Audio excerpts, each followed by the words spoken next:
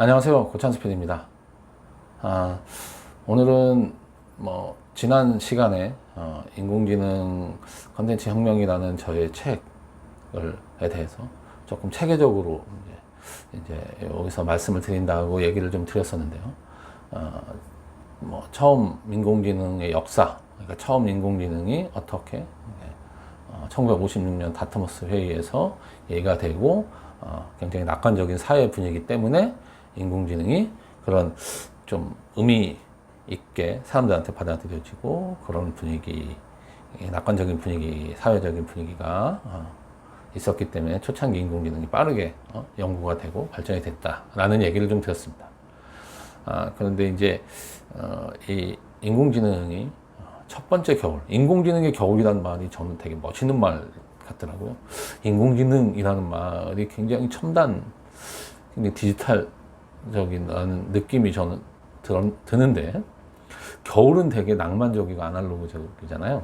그래서 인공지능의 겨울이란 말을 처음 듣고 저는 야, 이 말 되게 멋있다라고 생각을 좀 한 기억이 있습니다. 어쨌든 말은 멋있는데, 근데 이제 낭만적이라는 생각이 들지만 사실은 그렇게 낭만적인 걸로 붙인 게 아니고 인공지능 연구가 이제 찬바람을 맞았다는 거죠. 그러니까 그런 낙관론이 팽배하다가 이게 사회적인 분위기랑 이제 맞닿아 있다고 얘기를 드렸는데 1970년대 이제 미국의 베트남전 참전하고 그 사회적인 여파로 인해서 경제가 좀 어려워지고 그러면서 그리고 이제 인공지능 초창기에 이제 사람들이 뭐든 사실 처음 개념이 나오고 그게 의미 있다고 생각이 되면 사람들이 장밋빛 전망을 가지게 되는 것 같습니다. 그래야만 그게 투자가 이루어지기 때문에 저는 장밋빛 전망이라는 게 꼭 나쁜 건 아니라고 생각합니다. 그건 장밋빛 전망으로 해서 투자가 이루어지고 그게 굉장히 빨리 발전할 수가 있는 거죠. 근데 항상 이거는 이제 비슷한 사이클이 계속 반복되는 것 같습니다. 이런 거예요.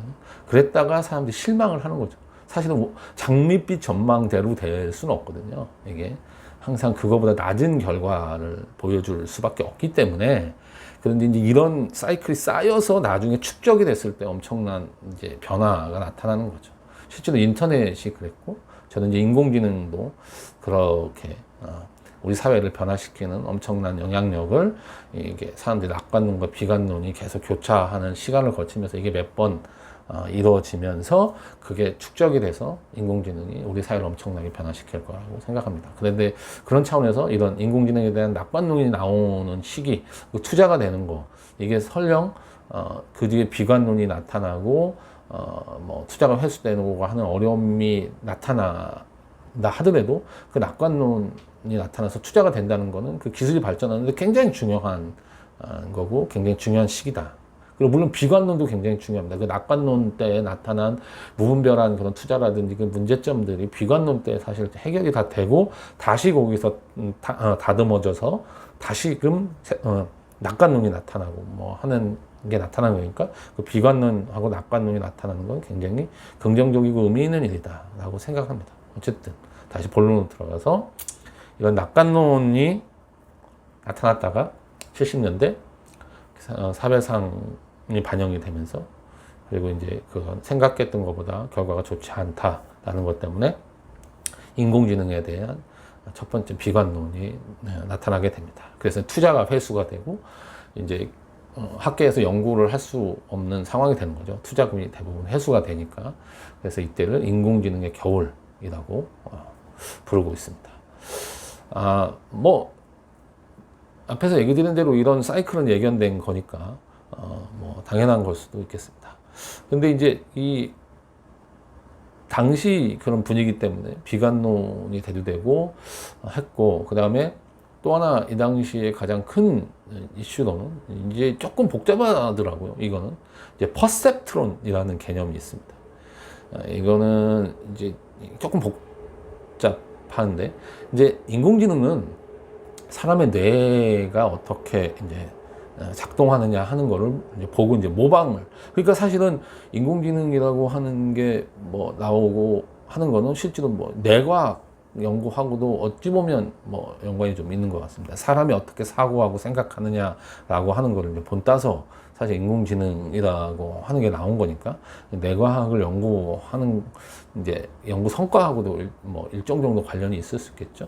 근데 이제 퍼셉트론이라고 해서 이제 인간의 뇌가 전기 자극으로 어떻게 이제 움직이는가라고 하는 거를 굉장히 단순화한 도면으로 단순화해 놓은 거죠. 자극이 들어가면 그게 어떤 식으로 반응이 돼서 결과가 어떻게 나온다라고 하는, 여기 뭐 뉴런이라고 하잖아요. 예? 뉴런에 어떻게 자극이 들어가서 거기서 어떤 결과가 나오고 하는 부분을 이제 컴퓨터가 정보 처리하는 것처럼 할 수 있게끔 그런 만들어 놓은 개념이라고 할 수 있죠. 퍼셉트론이라고 하는 게. 근데 이제 퍼셉트론에 대해서 그런 연구도 이제 진행이 되고 있었던 거죠. 그러니까 인공지능이라고 하는 게 지금도 그 사람의 뇌를 어쨌든 본따서 하는 거에 그런 부분이니까 그런 거에 대한 연구 결과로 이제 퍼셉트론이라는 개념이 제시가 되고 그거에 대한 연구가 있었는데 당시에 굉장히 유명한 수학자 한 분이 이 퍼셉트라는 개념을 실제로 이제 수학적으로 다 계산을 해서 이게 계산값이 나올 수 없다라는 걸 이제 일종의 이제 증명한 거죠.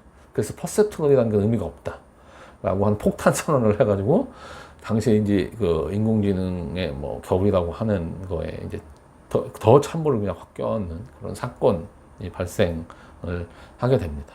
실제로 이거에 관련돼서 이제 저도 뭐 자료를 읽고 그냥 약간 이해하고 있는 정도니까 조금 궁금하신 분들은 자료를 퍼셉트론이라는 자료를 찾아보시면 더 제가 알고 있는 것보다 더 자세하게 설명해 놓은 데가 많으니까 아마 아실 수 있을 것 같습니다.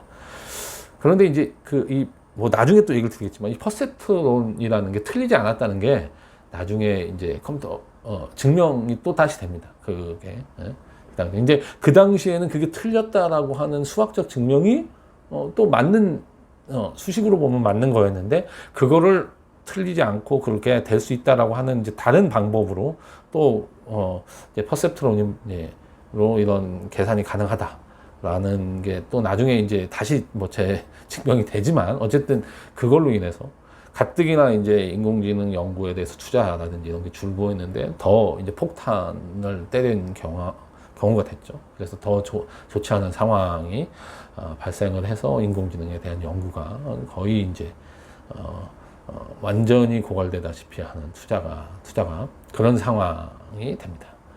네, 그랬다가 뭐 1980년대 다시 조금 뭐 레이건오믹스라고 하죠. 그다음에 신자유주의 그 당시에 이제 대처 레이건 이런 분들이 어쨌든 경제를 막 좋게 하기 위해서 뭐 이거에 대해서는 뭐 그게 옳았냐 그렇냐는 건 좀 여러 가지 의견이 좀 있는 것 같습니다. 그러니까 어쨌든 경제가 좀 다시 좋아지게 됩니다. 그러면서 이제 인공지능에 관련돼서도 관심을 갖는데 그 앞에서 너무 그 인공지능 겨울에 타격이 커서 그런지 굉장히 조심스러운 접근이 된 거죠. 그래서 이 다음에 나타난 인공지능의 좀 변형이라고 할 수 있는데 전문가 시스템이라는 게 나타납니다. 그러니까 이거는 뭐냐면 뭐 의학이라든지 법률이라든지 굉장히 특정 분야에 데이터를 확 축적을 쌓아놓으면 그게 사람이 어쨌든 많이 알고 있는 거를 데이터를 쌓아놓으니까 그래서 어떤 문제가 생겼을 때 이 인공지능이 전문가 분야에서는 굉장히 의미 있는 결과를 만들어낼 수 있다라고 해서 당시 이제 의학 분야 쪽에서 마이신이라고 하는 뭐 이런 시스템이 뭐 성과를 나타내서 사람들한테 이 전문가 시스템은 의미가 있다. 이게 일반적인 전체 상황에 이게 다 하기에는 조금 어렵지만 전문가 영역에서 이제 의학이나 법률이나 이런 전문가 영역에서는 이게 의미가 있다라고 해서 연구가 굉장히 되게 되죠. 그런데 이 전문가 시스템도 하다 보니 여러 가지 뭐 문제점이 나타나고 모든 게 다 그러니까 모든 전문가 분야라고 해서 이게 다 뭐 의미 있는 결과를 나타내는 건 아니다라고 하는 비판을 좀 받게 됩니다. 그래서 이것도 조금 주춤하게 되죠. 그런 뭐 그리고 그 뒤에 1980년대 뭐 후반쯤에 또 주식이 폭락하는 그런 블랙 먼데이가 한번 나타나고 그래서 인공지능 쪽에서도 다시 또 좋지 않은 상황이 됐다가 조금씩 이제 이 두 번째 이제 안 좋은 걸 인공지능의 두 번째 겨울이라고 뭐 부르기도 하더라고요. 그 다음에 다시 이제 경제가 좀 회복이 되고 이러면서 그 뒤에 이제 사람들이 관심을 갖게 된 게 데이터라고 하는 겁니다. 그래서 뭐 빅데이터 얘기도 나오고 데이터 분석이라는 개념이 나타나면서 실제로 이게 굉장히 실질적으로 변한 거죠. 이게 처음에 아까 말씀드린 제일 처음에 인공지능이 우리 사회 전반을 크게 발전시킬 거라고 했다가 한번 인공지능의 겨울을 맞게 되고 그 뒤에 전문가 시스템이라는 게 나타났는데 이게 뭐 일부에서는 뭐 상당히 의미 있는 결과가 나왔지만 그렇지 않아 모두가 그런 건 아니구나라는 또 그런 저기를 받게 되고 그러면서 이제 데이터 분석이라고 하는 더 이제 한정적인 분야에서 이게 의미가 있다. 그러니까 인공지능이라는 개념이 데이터 분석이라는 개념으로 좀 축소가 된 거죠. 약간 빅데이터가 나오고 이런 쪽으로 사람들이 데이터 분석이라는 쪽으로 이제 인공지능이라는 개념보다는 그런 얘기를 주로 하게 됩니다. 그런데 이제 이런 과정 뒤에 이제 딥러닝이라는 개념이 나타나서 다시 인공지능이라고 하는 게 각광을 받게 되고 여기에 이제 알파고로 이제 구글에서 전 세계 사람들한테 인공지능에 대해서 특히 딥러닝에 대해서 모든 사람이 관심을 가지게 되는 그런 그 엄청난 이벤트가 발생을 하죠. 그러니까 이런 일이 벌어지기 전까지는 이렇게 인공지능이 낙관론과 비관론을 왔다 갔다 하면서 두 번의 겨울, 인공지능의 겨울을 거치는 그런 상황이 되고 인공지능으로 해서 이제 세 번째 봄, 봄 첫 번째 봄이었고 두 번째 보면 세 번째 봄이 나타난 거겠죠. 지금이. 그래서 인공지능의 세 번째 봄이라고 할 수 있을 것 같습니다. 그래서 인공지능의 세 번째 봄이라고 할 수 있는 딥러닝하고 알파고 얘기는 다음 시간에 또 얘기를 드리도록 하겠습니다. 예, 들어주셔서 감사합니다.